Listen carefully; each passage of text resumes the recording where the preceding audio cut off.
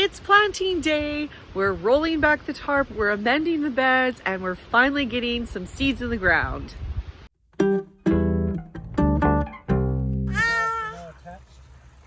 So realistically, it's probably more like planting week or couple of days. This is a really big project on the acreage, and we'll see how much we can get done today, but we're taking you along for the ride. If you're wondering why we have this big black silage tarp spread out in the garden, it's basically our way of trying to get rid of some of the weed pressure. Last year was a terrible battle with the weeds, and we lost, quite frankly. So we're really hoping that having the silage tarp on here for over a month has just allowed whatever weed seeds to germinate and then be suppressed. And we'll see if it works. But now let's unroll this thing. I'm only gonna unroll it for what I think I can plant today, or the beds that I can prep today. And then as we need more beds, we'll just keep unrolling it.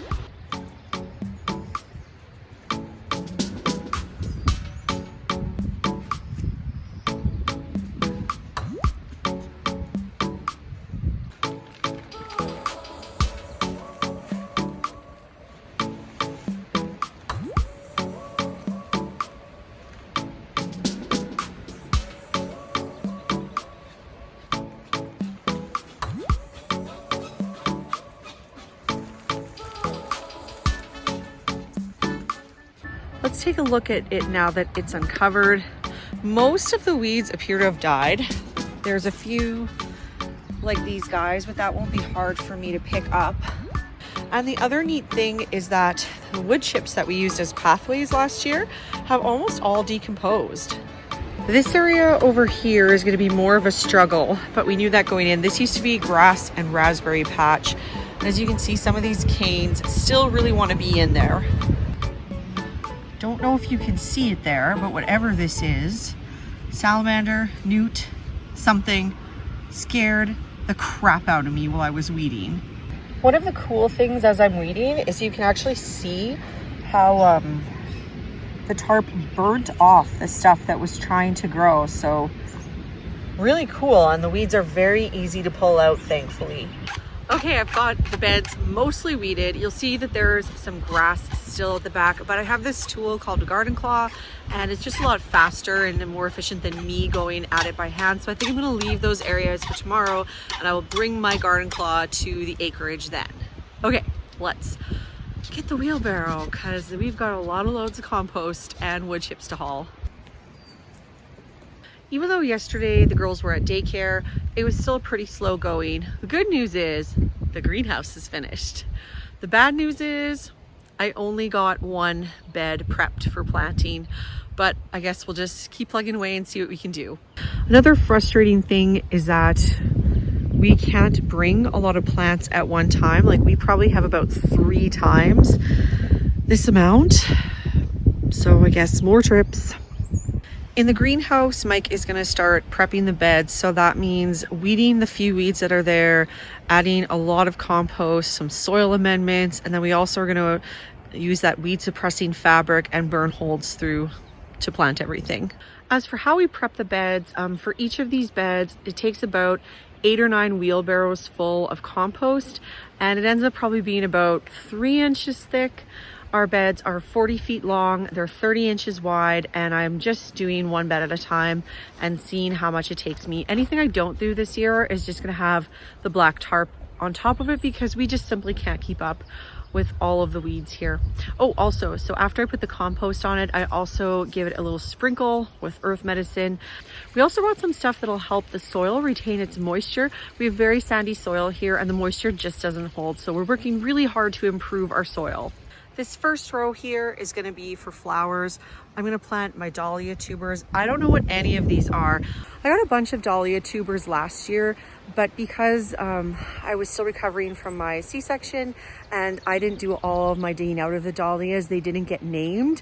So I have no idea what any of these are. It'll be a surprise, I guess. So a couple of videos back, I showed you guys 3 different ways that you can make basically free dahlias from dahlias you already have.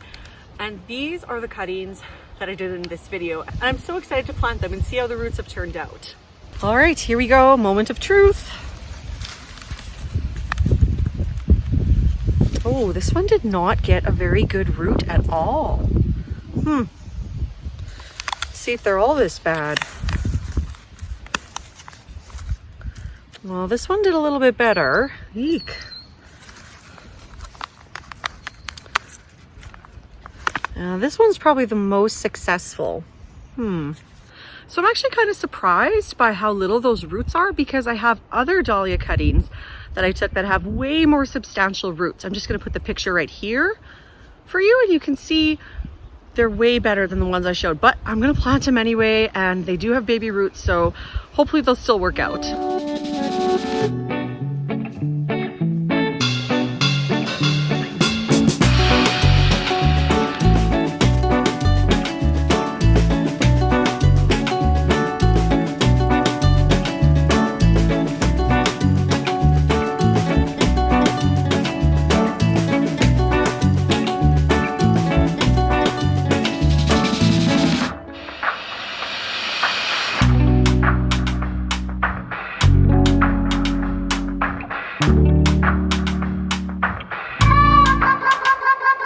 If any of you are wondering if newspaper pots are actually worth it, do they really make the plants healthy? I've got to say yes.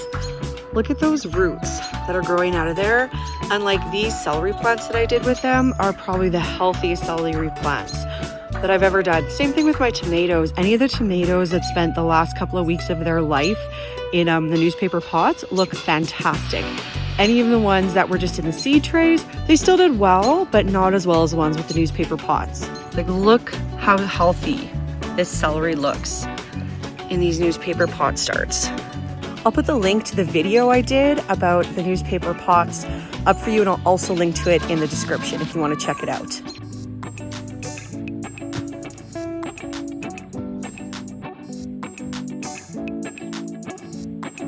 So it's the end of day 4 of planting, and I'm still not done. I've almost got this area. I set up an arch. This arch is terribly crooked, but imagine with me, if you will, once it's all straightened out, how pretty that will look. Everybody's still alive in here, which is good news. We're just struggling with figuring out the irrigation system, but hopefully in time we'll figure out where we went wrong, how to fix it. And out in this area of the garden, we have 3 rows planted. The stuff up there still needs to be planted, but it's mostly flowers, a few of my vegetable starts, and then we'll clear out a few more rows tomorrow and the next day to finish up our garden. Also, behold the 5th load of compost. Will it be enough?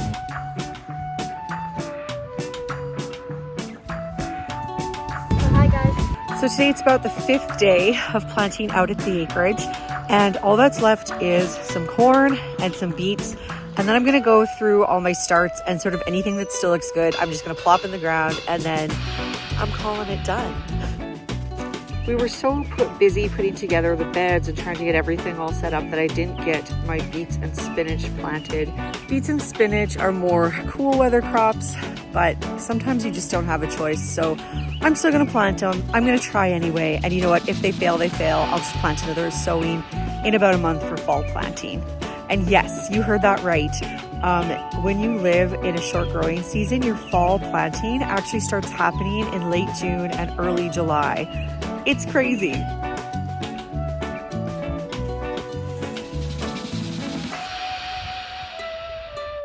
You can see a big difference between putting nothing underneath the compost and putting newsprint under this side. There's not really any weeds popping through, a little bit on the very edges. But here we're having much more coming up. I already pulled a bunch of weeds, but you can see them popping up.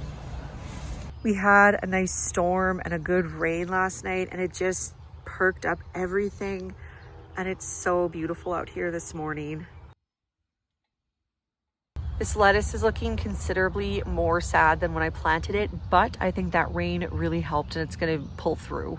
Looks like we need to take a little break from planting. Somebody, or 2 somebodies, think they need a little ride.